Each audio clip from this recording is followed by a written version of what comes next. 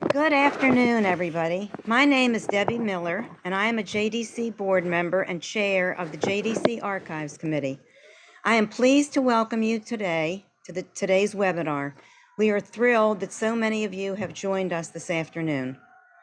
I want to also warmly welcome and thank our co-sponsor, the Jewish Book Council. And as an aside, I'm also a board member of the Jewish Book Council, so I'm representing two of my very favorite organizations. First, a quick word about the JDC Archives.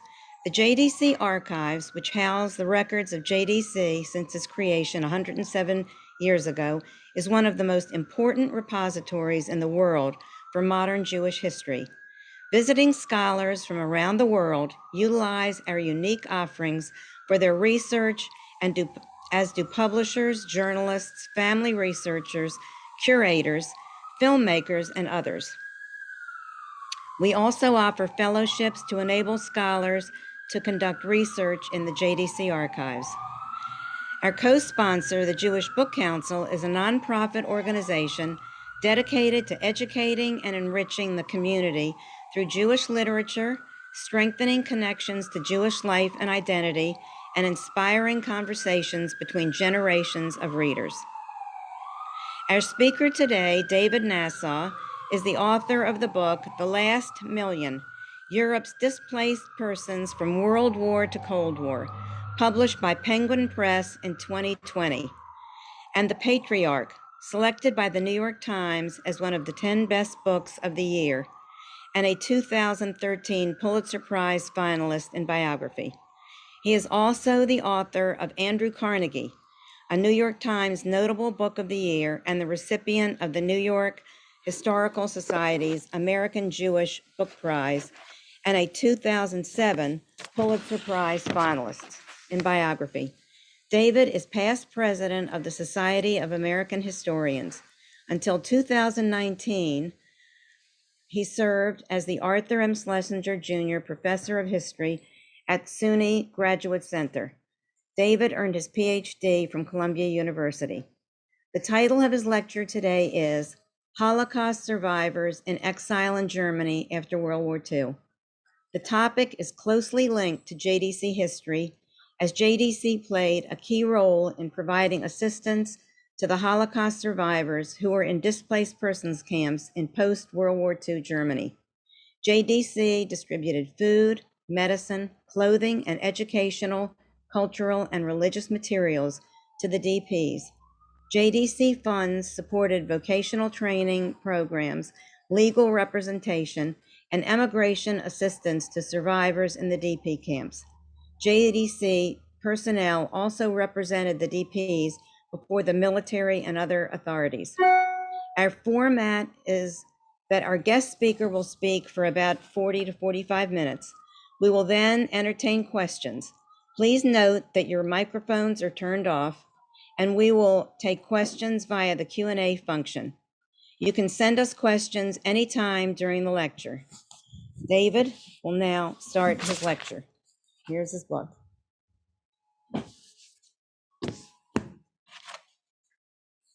David, go ahead, it's you. Thank you. I am delighted to be with all of you today. And let me begin briefly by thanking the JDC Archives, without whose extraordinary work my book and so many others would never have been written. And if written, would have been frighteningly incomplete. My book is about the final, or one of the final chapters in the history of World War II, post-war, the Cold War, the Holocaust, and the founding of Israel. A forgotten chapter, I fear. At war's end, 8 to 10 million foreigners, refugees, were left behind in Germany. French, Belgian, Dutch, Soviet, Polish POWs, political prisoners, camp inmates, forced laborers, slave laborers, collaborators. By early summer, all the Western displaced persons and the Italians and the Soviets had been repatriated. But 1 million Eastern European refugees the last million remained in Germany. Many of them were Polish, and they had been brought to Germany as slave laborers and guest laborers, because the Germans knew that when they could not fight a war on the Eastern Front and in North Africa and have enough men left behind in Germany to take in the crops, to run the factories and the railroads, to keep life organized. So they kidnapped millions of Polish, Ukrainian, Eastern European refugees. At war's end, the forced laborers were suddenly freed. And the American Army and the British Army and the United Nations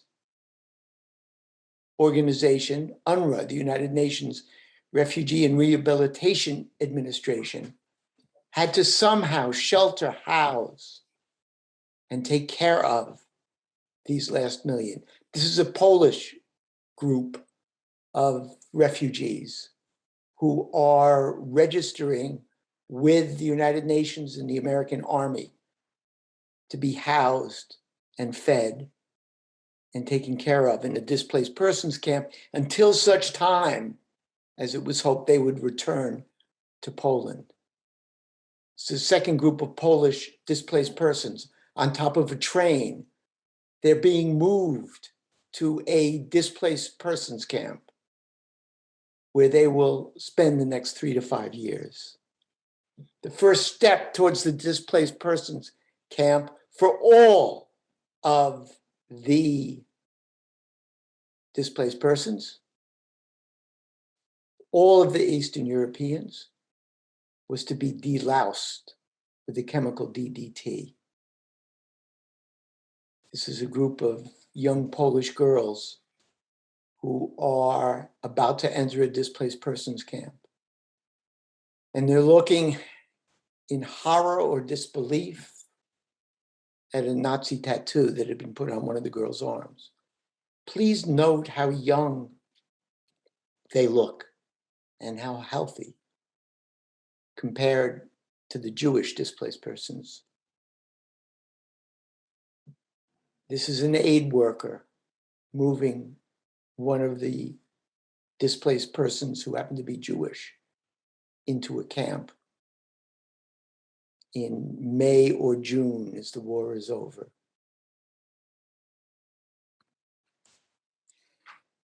At Buchenwald, the concentration camp, there were a large number of Jews. When the war was over, the army moved the Jews and the other displaced persons about a mile down the road from the old concentration camp to the officers' quarters. And at the officers' quarters, they maintained them in a displaced persons camp. And then they burned, as they should have, the concentration camp. Here is the site of British soldiers. Buchenwald was on the British zone of Germany, watching as the camp is burned down. In the beginning, when the war is over, there are only 25 to 30,000 Jewish survivors in Germany. The Nazis had, at war's end, or as it became clear that the Russians were on the move westward, what the Nazis did was they tried to eliminate every sign of the atrocities they had committed. In Lithuania and Latvia and Estonia, they unearthed the corpses and burned them so would there be no sign of the millions of Jews who were killed with the Holocaust by bullets. In Sobibor, in Auschwitz, in the death camps, where millions more Jews had been gassed, they burned the buildings, cleaned up as most, as best as they could. And the surviving Jews in those camps were put on trains or they were death marched from Poland and Estonia into Germany. Why? Because the Germans at the end of the war had discovered that it made no use that it was stupid simply to gas Jews.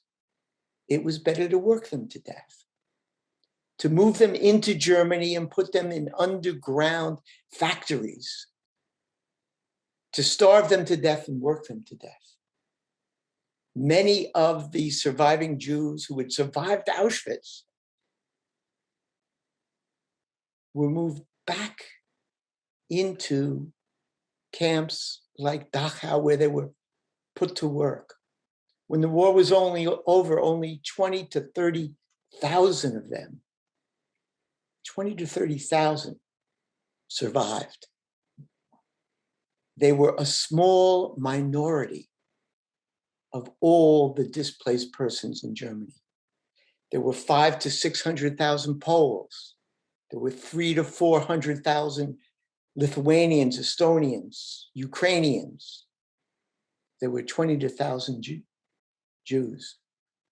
And they were put into the displaced persons camps. The United Nations and the British and the Americans did not recognize the Jews as a people, as an entity, as a religion.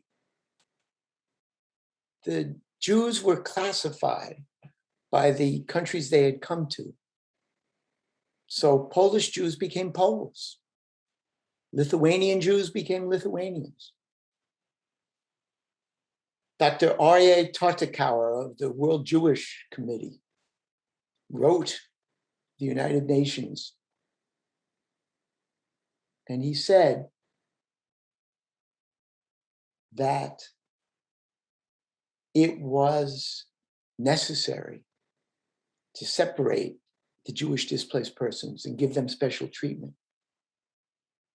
He wrote the army general in charge of the camps, and he requested that, quote, the Jewish survivors not be placed in the same camps with Nazis or with other enemy nationals, at whose hands only yesterday they suffered most cruelly. When the war was over, the Jews were ignored. We forget that it was not until the 50s and the 60s and the 70s that the word Holocaust, that the Shoah became part of our consciousness as Jews and non-Jews.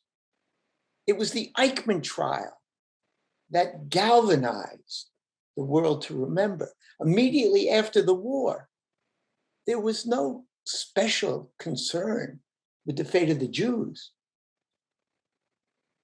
Edward R. Murrow went to Buchenwald and he gave a radio address that was broadcast back to the United States about the horrors he had found in the concentration camps. He did not mention the Jews. General Eisenhower, when he liberated Dachau and Ohrdruf and the other camps, invited politicians and newspaper editors and publishers and writers and newsreel producers to come to the camps and to see what the Germans had done. Again, there was wide coverage of the German atrocities, and French prisoners of war and British prisoners of war were interviewed. But there was no mention of the Jewish survivors. They were ignored, they were lost. They were frail, they were dying, there were not many of them. They spoke only Yiddish, and they were frightening to behold. It was only the Jewish chaplains. The army had a cadre of Jewish chaplains, Reformed, conservative, Orthodox, who accompanied the army into Germany. And the Jewish chaplains were among the first to arrive at Dachau and at Bergen-Belsen. And they found, and I talk about this in my book, they discovered, they spoke a little bit of Yiddish, And they found the Jews hidden in the bowels of the concentration camps. In the concentration camps, there were hierarchies, and the Jews were always given the worst quarters, the worst food. And the Jewish chaplains found them. And the Jewish chaplains contacted, they wrote home, they wrote to their families, to their congregations. They wrote to the American Jewish Committee. They wrote to their representatives and anyone they knew at the JDC. And they said something must be done to protect these survivors. Eventually, word got to the only Jew in Roosevelt and then in Truman's cabinet, Morgenthau. And Morgenthau persuaded the State Department and Truman to send a delegation to investigate what was happening to the Jews, to the Jewish survivors. And Harrison, with the help of Joseph Schwartz, who was on loan from the JDC, investigated, and he wrote a report, and he hand-delivered it to Truman. And in the report, he said, we, the American people, the American occupation army, are treating the Jewish survivors almost as the Germans did, except we're not exterminating them. We're starving them. We're depriving them of any opportunity to practice their religion. We are housing them with their oppressors, with Lithuanians, with Poles whose family members, or with Ukrainians who themselves had tortured the Jews. And Eisenhower is notified by Truman. Truman, and bless him for this, immediately notices, recognizes the inhumanity, the crime, another crime being perpetrated against the Jews. And Truman writes Eisenhower, and he says to Eisenhower, do something. And Eisenhower does something. Eisenhower goes and he visits the Jews in those few camps where they had set up their own quarters. And he visits the Jews, the Jewish displaced persons, and he talks with them, and he brings his entourage with him. And his visit takes place at Yom Kippur, and he goes into makeshift synagogue, and he sits through the service and he prays with the Jewish survivors. With him is, not in this photograph, is General George Patton, who afterwards writes in his diary, which Patton never expected would see the light of day, but I saw it. And he writes in his diary, I don't know what's wrong with Eisenhower. He said, the Jewish survivors are less than human, they're animals. He said, and how Eisenhower could sit in that stinking synagogue, I do not understand. But Truman implores Churchill. Truman recognizes the plight of the Jews. And remember, there are only 30, 40,000 Jews who were in Germany, those who had gotten out of the concentration camps and were able to walk. The first thing they did was leave Germany and walk back to their hometowns, or try to find transportation in American army trucks or trains and go back to Warsaw, to Lodz, to wherever they had come from, to Vilna, and to try to see if any Jews, any family members, any loved ones, any neighbors were still alive. So those Jews who remained in the displaced persons camps, and we don't see any of them here, they're inside the synagogue. They were weak, they were frail, they were frightened. And Truman implores Churchill, and then when Churchill is replaced by the British people, Clement Attlee, the new prime minister, please, please, please do something for these Jews. And he says to the British, and he says to Ernest Bevin, the foreign secretary, who, unlike Attlee and Churchill, is a true anti-Semite, he says, please open the gates of Palestine to those survivors who want to go there. Let them go to Palestine. And Attlee and Bevan say no. And Truman says, it is not, we're not talking about millions of Jews invading the Middle East. 6 million are dead. We're talking about, 100,000 at most.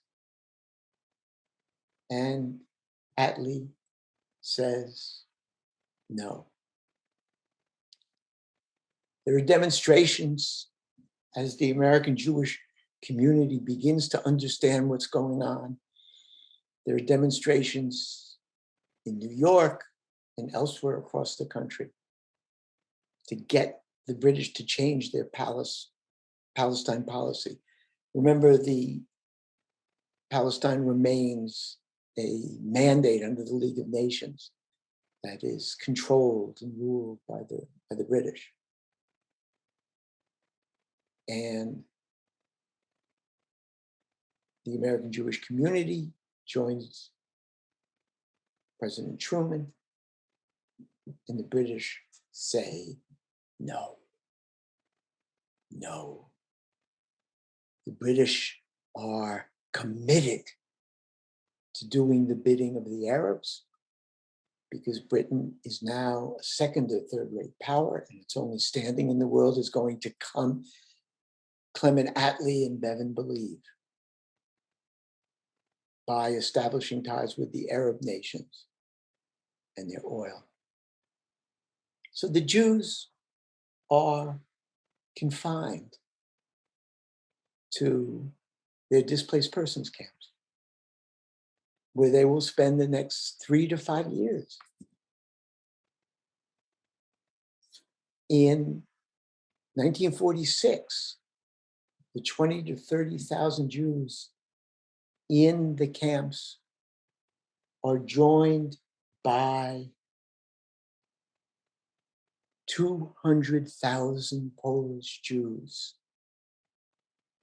200,000 Polish Jews who had survived the Holocaust in the Soviet Union. They had gone to the Soviet Union. They had crossed borders.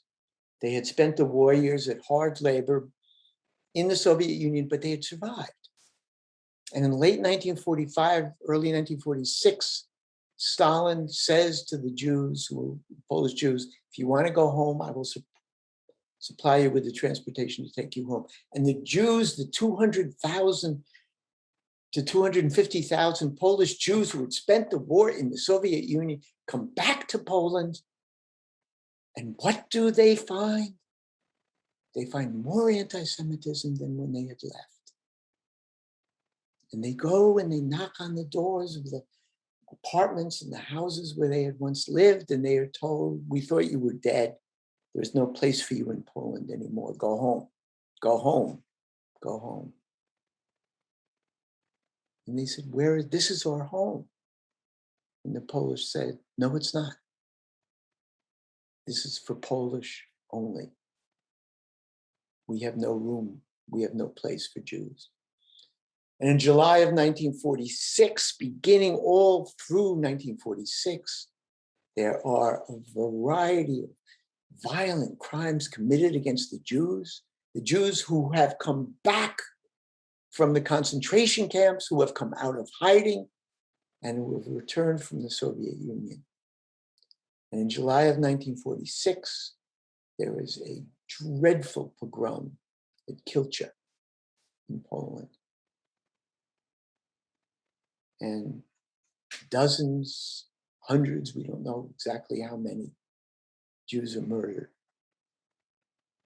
And it is that point that the Polish Jews who had survived in the Soviet Union recognize, this is, an extraordinary irony of history. The Polish Jews recognize, the Jews of Europe recognize that the only safe place for them in 1945, in 1946, in 1947, is behind barbed wires in displaced persons camps in Germany.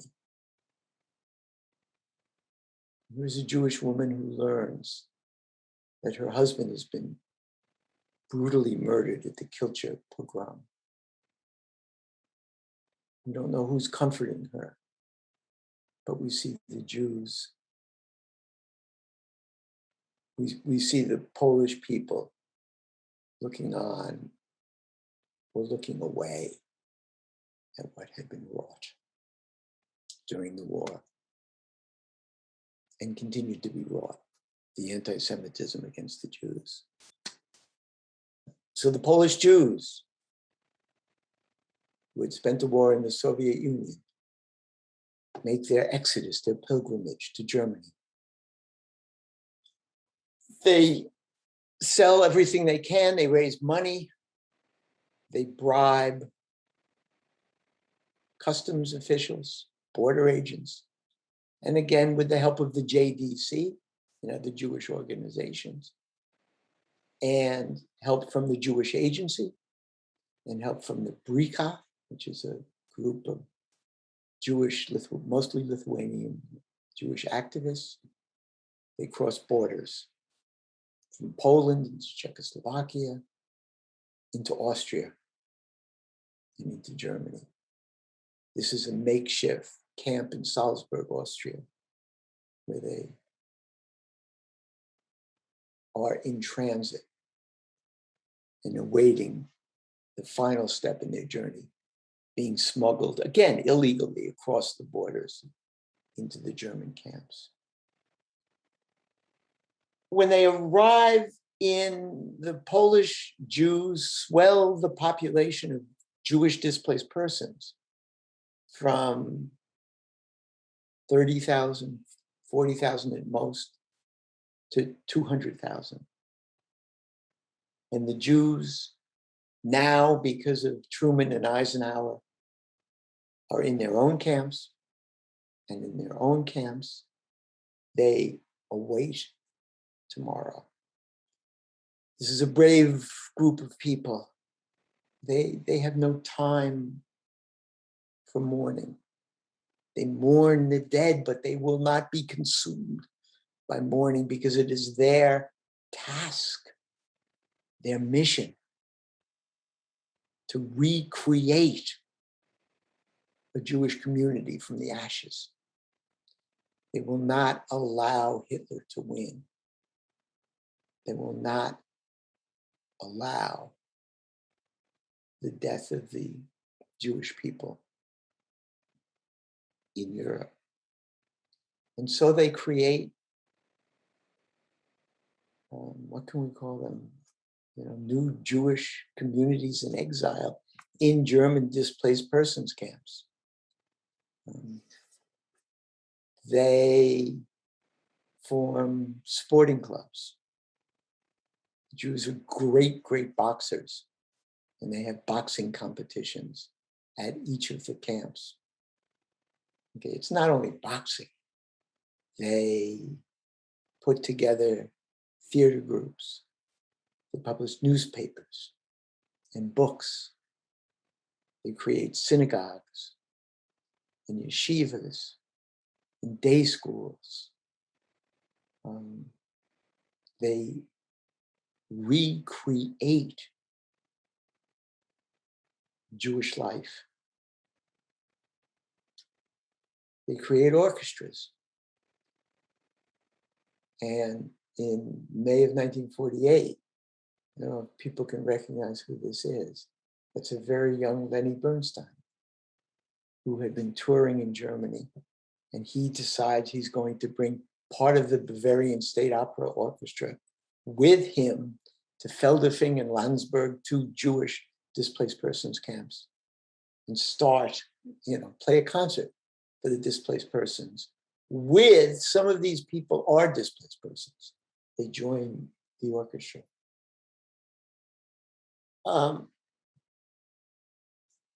The Jews in the camps have no choice but to look to Palestine. And Palestine has no choice but to look to the Jews. David Ben-Gurion and the other members of the Jewish Agency recognize that there cannot be an independent Jewish community without a large influx of population, that they will always be outnumbered by the Arabs, by the Palestinian Arabs, but that they owe a moral responsibility to the displaced persons, and it is a practical need to increase the population. So David Ben-Gurion comes to Zelzheim, displaced persons camp.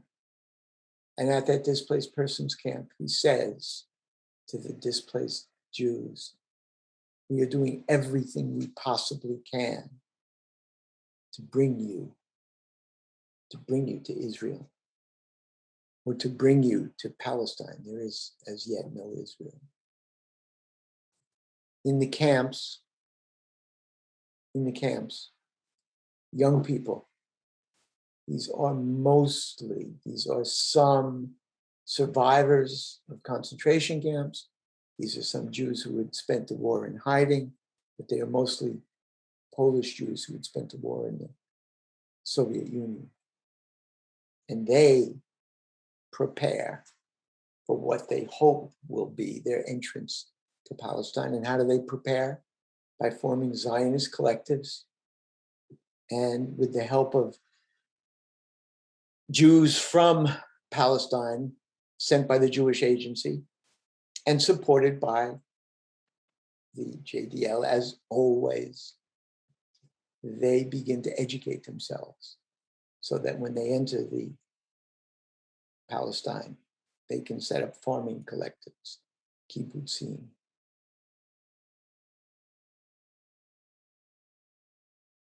The Jews recognize,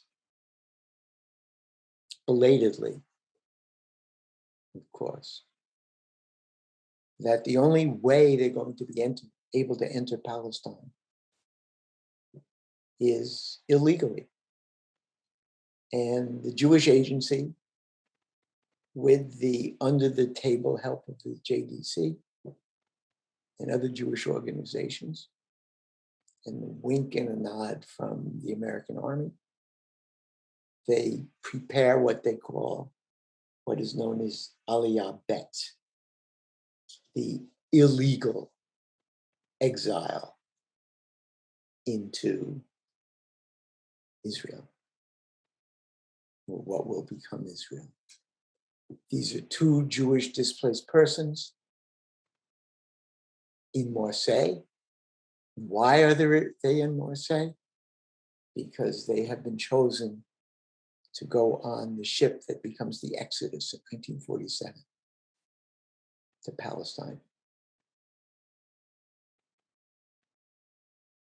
By 1947, it becomes clear to the nations who had been part of the fight against Germany that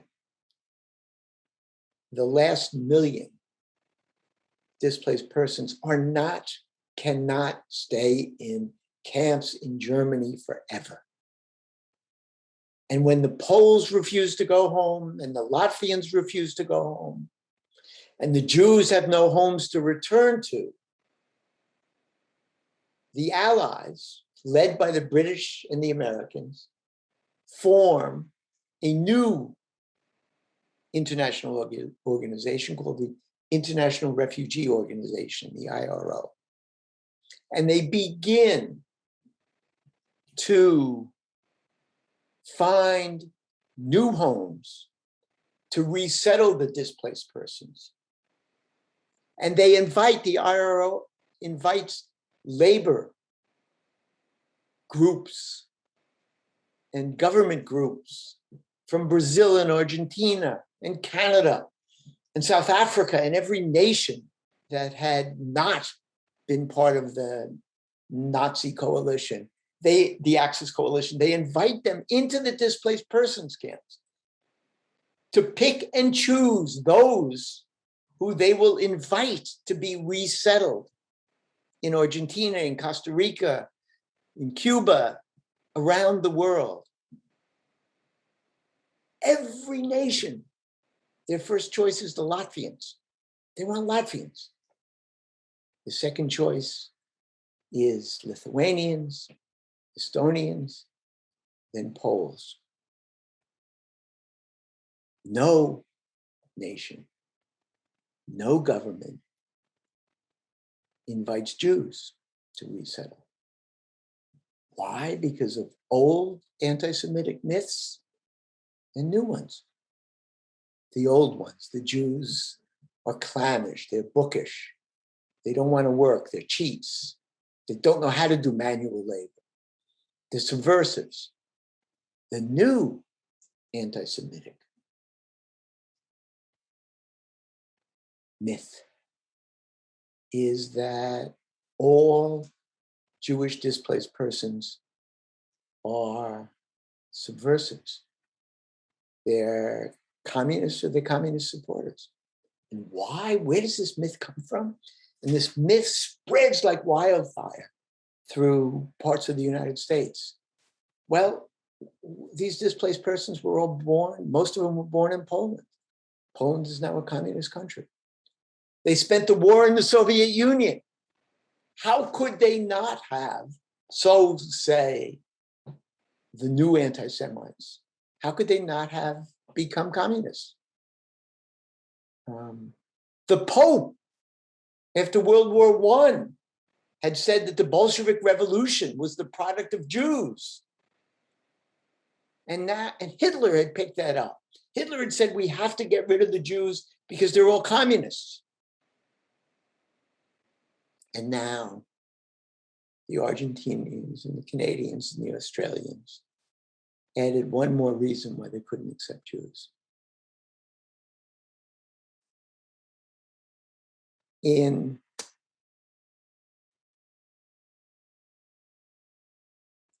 Let's see if I can find it. In 1947, because the Canadian Jewish community is very strong, they set up a program. And the program is an invitation to tailors to come to Canada, that 2,200 garment workers are going to be invited into Canada. And the JDL and the Jewish philanthropic organizations immediately set to work to train Jewish DPs so that they can meet the requirements and be resettled in Canada.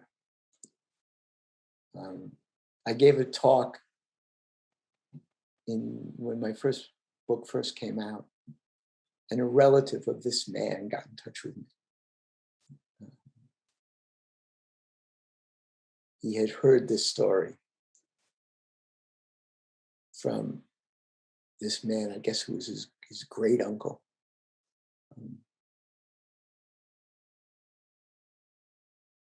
This was an exception to the rule. Resettlement begins, but the only way the Jews can be resettled is illegally by going to Palestine.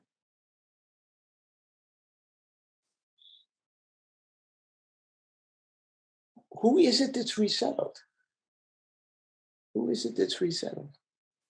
Well, if you can remember back to the beginning of my story, I said that there were 3 groups of displaced persons that made up the last million. There were young Poles who had been brought as forced laborers into Germany and who refused when the war was over or were leery about going back to Poland. Why?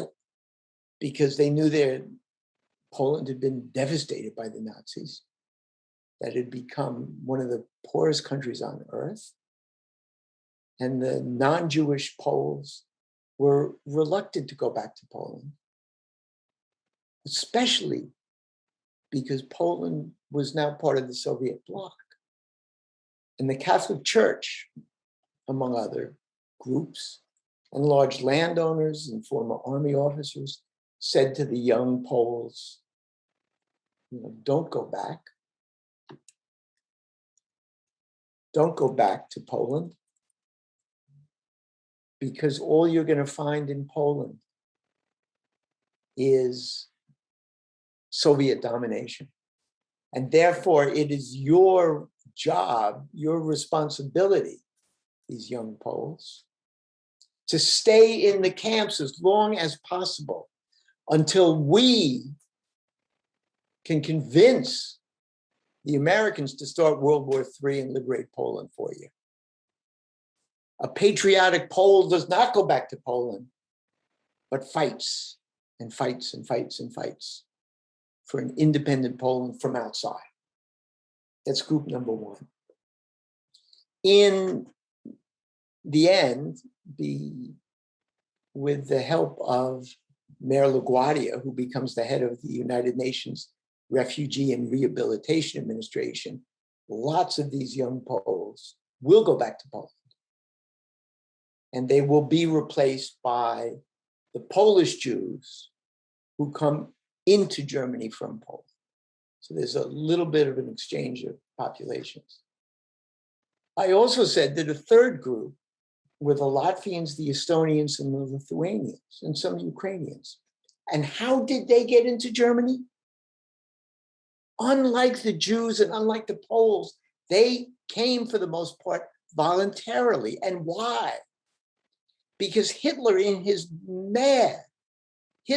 Nazis in their mad, racist ideology somehow believed that Latvians, Lithuanians, and Estonians, especially those who were not Catholic, were Aryanizable. So they gave the Latvians and the Lithuanians a little bit of leeway in managing their own countries under the German occupation from 1940 through 1944, 1945, 1941 through 44 and 45.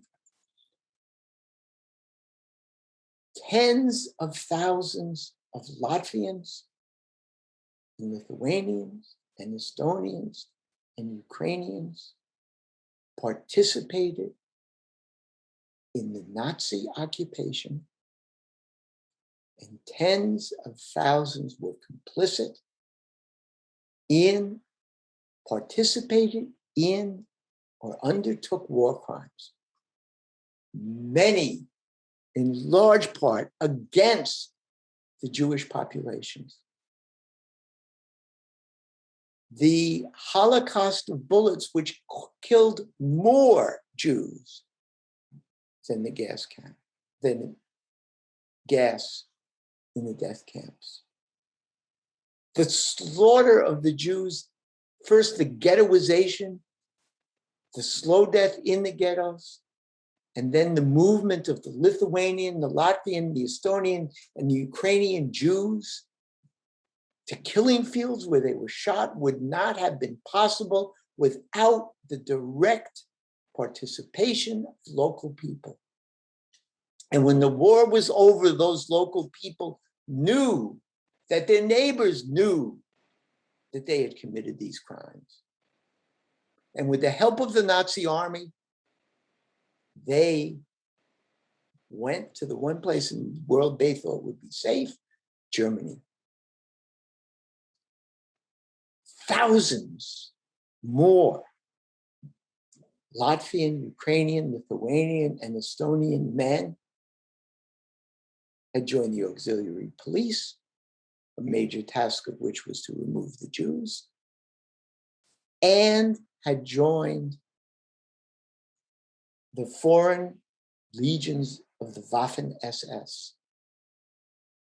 Hitler, at the beginning of the war, claimed that he would only arm Germans. But after it became clear that he was not going to succeed in the Soviet Union in bringing the war to a quick close, he began to arm a Latvian Waffen-SS unit, an Estonian Waffen-SS unit, a Ukrainian Waffen-SS unit, and in Lithuania, other forms of soldiers. And all of these men understood that when the war was over and the Red Army liberated their nations, or liberated in quotation marks, anyone who had participated in the Nazi occupation in any form whatsoever would be suspect. And thousands upon thousands of Latvians, Ukrainians, Lithuanians, and other Eastern Europeans fled to Germany, where they believed they would be safe. When the war was over, they disguised themselves, they burned their uniforms, they destroyed all identification, they changed their names, and they made their way into displaced persons camps. They said they had just been farmers. And I guarantee you, among this group that are labeled Polish displaced persons, there is somewhere in here at least one Ukrainian who spoke Polish and who had participated in war crimes. These war criminals, these collaborators, made up a large part of the displaced persons population. And when it came time to resettle the displaced persons, when the nations of the world chose the Latvians and the Ukrainians for resettlement, not the Jews, they brought into their country thousands of war criminals, collaborators, and anti-Semites. I mean, this story, when I wrote this book, I was astounded. I was in this perpetual state of mourning. I had to live, as all authors do, two lives. One back in the period I'm writing about, another, in 2019, 20, 18, 19, 20 with my family and children, trying to lead a normal life and to put the life I'm writing about in perspective. But I couldn't always. At one point, I read this horrible story in the British Archives. I visited London and went to the British Archives that are in Kew. When you get off the train at Kew, you can go to the gardens in one direction or to the archives in the other. And in the archives, I discovered and found this incredible story about in 1946 and early 1947. The British had resettled hundreds of Latvians.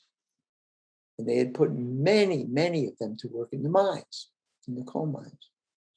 And at one point, the British coal miners saw that the Latvian coal miners had SS tattoos under their arms. The SS tattoo, the Waffen-SS, gave special tattoos, blood mark tattoos, to every member, whether they were Latvians or Germans or Ukrainians. And the British coal miners walked out and they said, they said to the coal board, which ran the coal mines, how can you do this? How can you not only accept into this nation Waffen-SS members who have participated in the killing of British soldiers, sometimes our relatives? How can you do this? We will not go back to work as long as there is one Latvian in the mine with us. And the coal board called together a special meeting of the Foreign Office and the Home Office. And yes, They all agreed. There were Waffen SS members who had been brought to, resettled in, and put to work in the United Kingdom. And what was their solution to the coal miners' strike? It was resolved that from this moment on, they would continue to bring in former Waffen SS members, but they would no longer place them in work situations where they'd have to take off their shirts. So no one would know of their pasts during the war.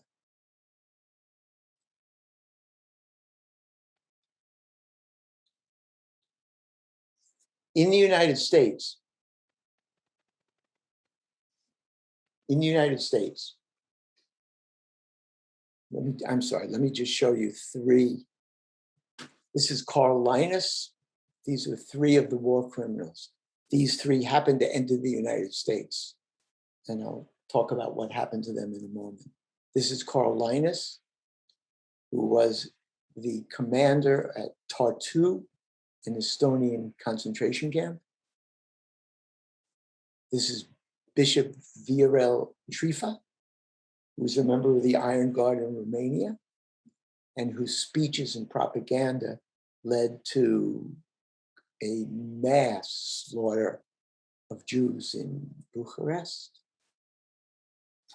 This is Yakiv Palish, a Ukrainian who worked at several death camps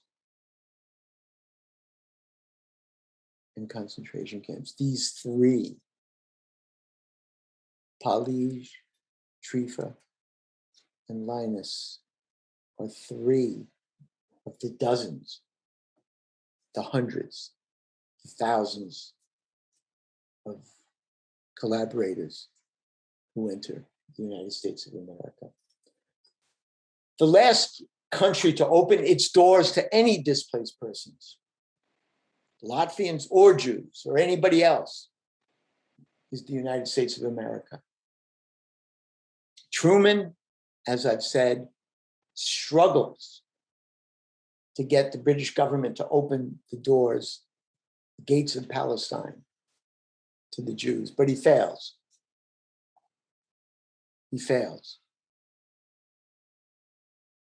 By 1947, he understands, President Truman, that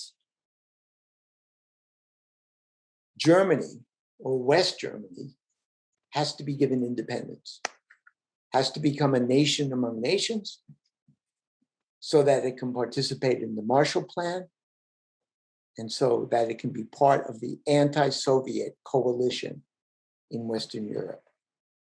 That Western Europe cannot be strong economically, politically, militarily, without an independent German state. But Truman understands as well that as long as there are 250,000 Jews behind barbed wire in Germany, he cannot possibly, ethically, morally, politically, humanly, say to these Jews, we're sorry, we the Americans are leaving, the United Nations is leaving, and now you're going to be at the beck and call under the control of the German government, the German army, the German police, the German courts. So in order, before he can establish or help establish an independent West Germany, Truman knows he's got to get the Jews, the 250,000 Jews, out of Germany somehow. He also knows that the American taxpayer and the American army cannot afford indefinitely to keep open camps for 250,000 Jews. All the other displaced persons camps, all the other Eastern Europeans he knows will eventually be resettled across the globe. And that process was moving rapidly. But the only Jews who were leaving Germany were those who were leaving illegally on their way to Palestine. So he had to find a way to get out these Jews. In June of 1948, Congress, under the prodding of President Truman and the Jewish organizations in the United States, passes a Displaced Persons Act. Under that act, 200,000 displaced persons are going to be given special visas to enter the United States. The Jewish organizations believe that if 200,000 displaced persons enter the United States, because 1/4 of all displaced persons were Jews, that would mean 50,000 Jews would be able to enter the United States. And they hope that a second bill would be passed a year later for another 200,000, which meant another 50,000 Jews. But what happened? What happened? The American Jewish committees were overwhelmed. They were told that there was no way that this bill was going to go through. And in the end, the bill was changed. The bill was altered to keep out the Jews, to keep out 90% of the Jews, to keep out all of the Soviet Jews who had entered in 1946. While 90% of the Jews were denied visas, preference was given to Linus, Trifa, Polij, and thousands of collaborators.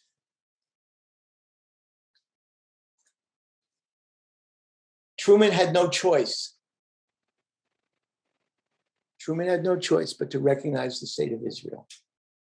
And he did so, and I'm happy to talk more about this in the question and answer period. He did so not because he had friends who were Jews, but the only way to get the Jews out of Germany was to establish an independent Israel where they could go.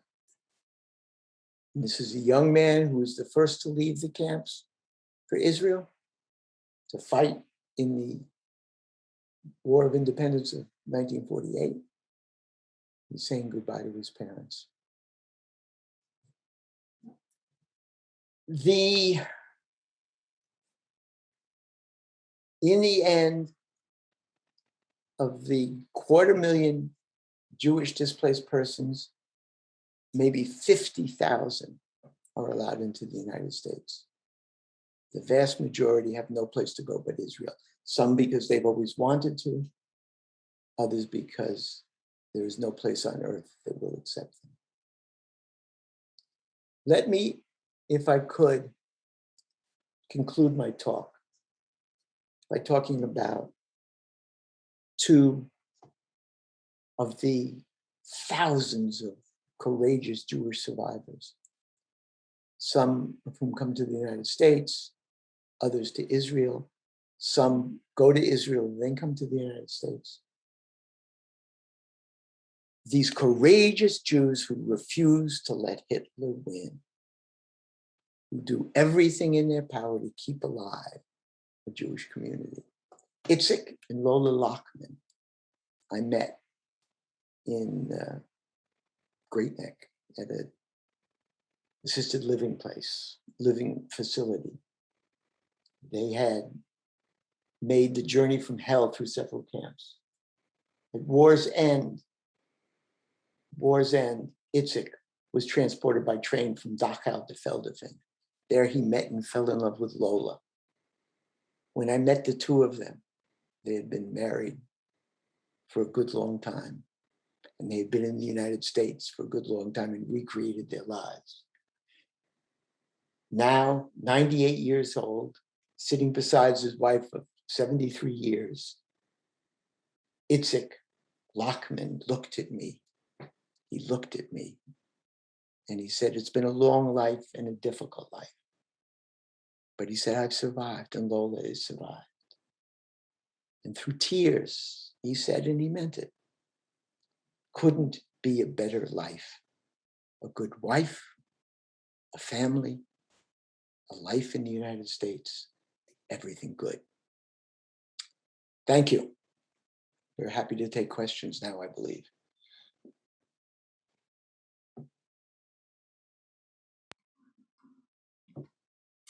Great.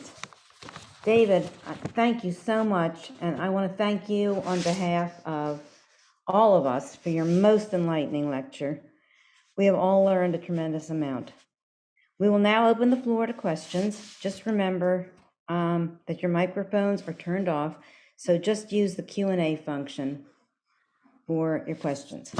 This question is from Joseph Robinson.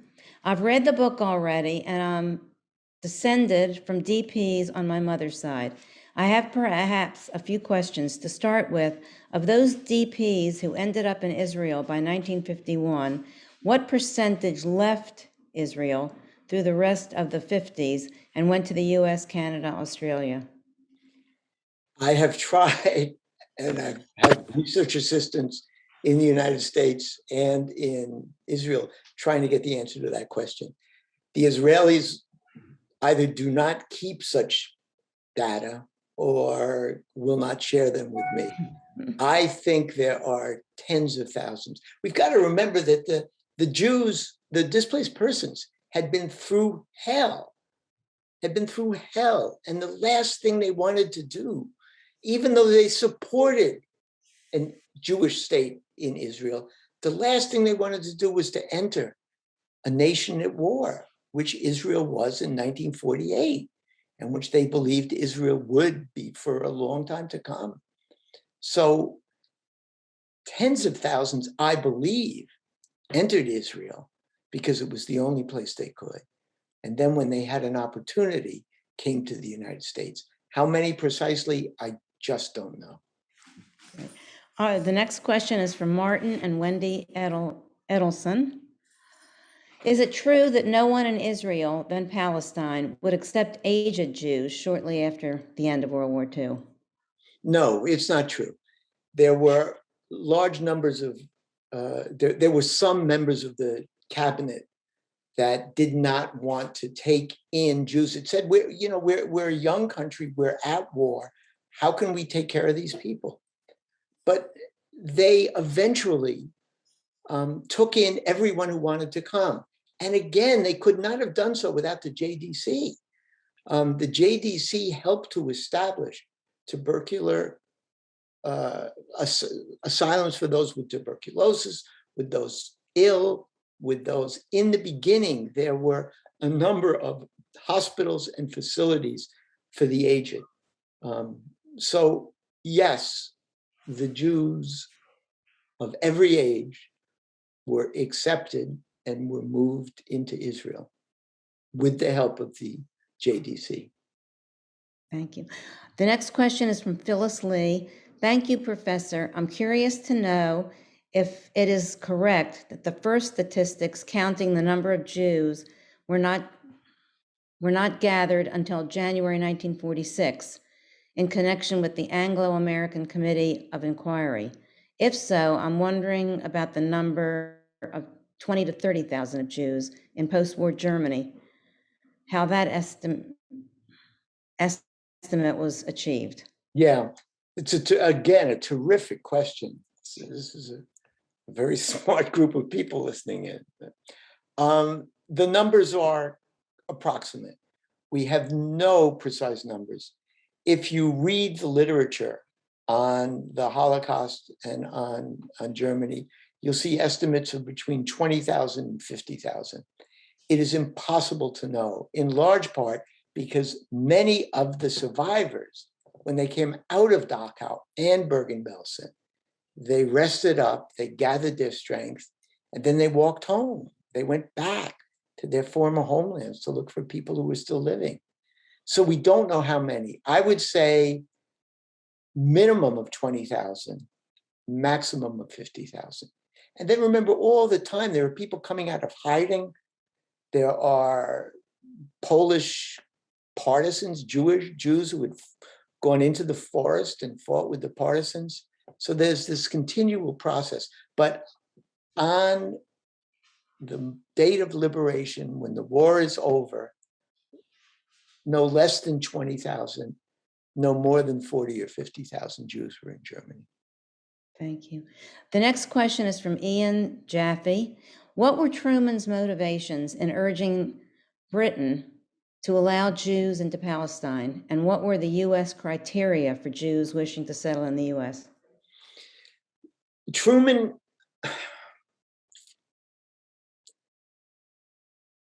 it's very difficult to get into Truman's head. His chief advisor, Clark Clifford, said that Truman was a Bible reader, and he believed that the Jews belonged in Palestine and was pressuring the British on that reason. There's a second theory, of course, that his friend Jacobson, I forget his first name, who was his partner in the haberdashery, was a Zionist and Eddie. Eddie, yeah, thank you. Though that's true, but I think the major reason is that Truman understood that he was going to have an impossible time getting the Jewish DPs into the United States. Mm-hmm. One, because of old anti-Semitism. Two, because the Southern Democrats and the Midwestern Republicans said that the Jewish displaced persons were either Bolshevik party members or sympathizers, and therefore couldn't be allowed into the United States. So because Truman had to get, for humanitarian and geopolitical reasons, had to get the Jews out of Germany, couldn't get them into the United States, he pushed and pushed and pushed and pushed to get the British to allow more into Palestine. Thank you. The next question is from Aaron and Marina Tagger. Were there any other countries after the war willing to accept the displaced survivors without an issue? And thank you for this program. Yeah, I have the numbers in my book. The Canadians were good. The Canadians finally accepted a number of Jews because there was a strong Jewish community in Canada that fought to bring in the Jews. Australia accepted some. Again, there was a much smaller Australian Jewish community, but God, were they organized and were they fighters, and they got Jews into Australia, though, not a particularly large number. There were handfuls that went to South Africa, to Argentina, to Brazil, but no nation on earth should be proud of its policy towards the Jewish survivors. The next question is from David and Sandy Gordon. Why did Stalin allow Jews to leave for Germany? Another terrific question. Stalin's anti-Semitism had not manifested itself in 1945, 1946. But I think Stalin believed that Poland would be part of the Soviet bloc and a strong part of the Soviet bloc. So it was in his interest to remove the Jews that had been saved by the Soviets back into Poland, where they would continue to be Soviet supporters. That's number one. Number two, I think there's this strain of anti-Semitism, which hasn't fully manifested itself in Stalin yet, that just doesn't want, if he can get rid of a 250,000 Jews, great, let's send them home. Let's send them back. Great. The next question, we're going to do one more question because the time we're past our due date here. Had some illegal transports from Marseille taken place before 1947, or was that the beginning of it? Of the illegal Aliyah? Yeah. Yeah, no. It began right in the beginning, from 1945 on. The British, and books have been written about this, and I talk about it at some point, the British did everything they possibly could to stop the illegal Aliyah. They claimed that it was communist inspired. They claimed that all the Jews who were coming on these ships were communists.